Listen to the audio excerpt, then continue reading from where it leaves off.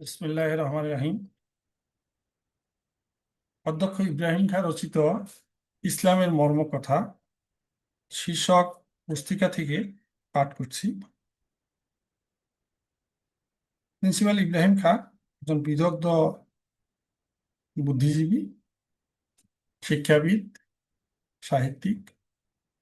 আমরা তার বহুদিন আগের রচিত ইসলামের মর্মকথা গ্রন্থটি, যা প্রথম প্রকাশিত হয় মে 1959, এই বইটি চাহিদার কারণে এটি ফেব্রুয়ারি 1980 সালে দ্বিতীয় সংস্করণ প্রকাশিত হয় এবং বইটির তৃতীয় সংস্করণ প্রকাশিত হয় জানুয়ারি 2004 খ্রিস্টাব্দে।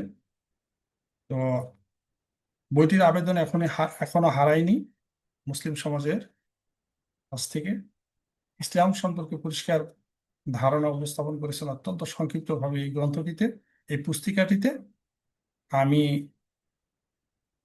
আজকে প্রথম পর্বে এর শুরু করছি প্রথম পৃষ্ঠার প্রথম পর্বে আলোচনাটা শুরু করতে চাচ্ছি। সবাইকে সালাম এবং শুভেচ্ছা জানাচ্ছি। ধর্ম শব্দটি সংস্কৃত ধৃ ধাতু হইতে উৎপন্ন। ধৃ ধাতু মানে ধারণ করা, অতএব ধর্ম মানে যা মানুষকে ধারণ করে বা পোষণ করে।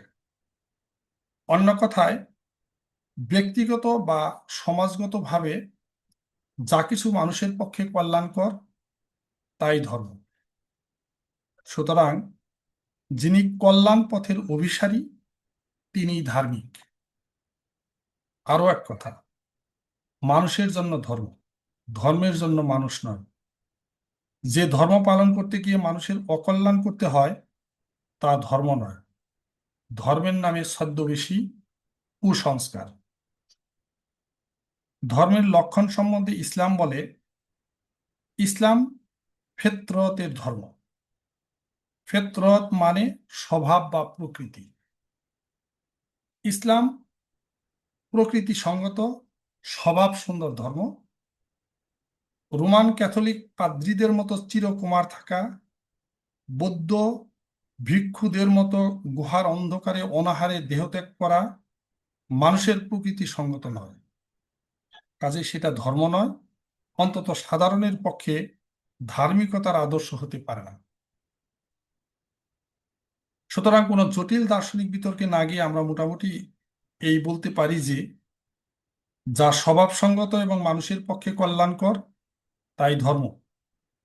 আমরা আরো বলতে পারি যে ধর্ম